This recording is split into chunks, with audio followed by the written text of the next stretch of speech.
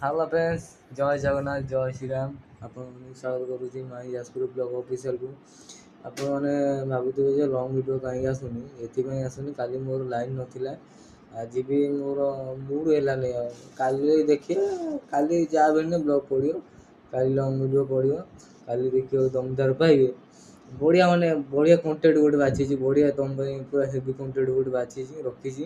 କାଲି ବ୍ଲଗ୍ ପଡ଼ିଯିବ ରାତି 9:30 ବ୍ଲଗ୍ ପଡ଼ିଯିବ।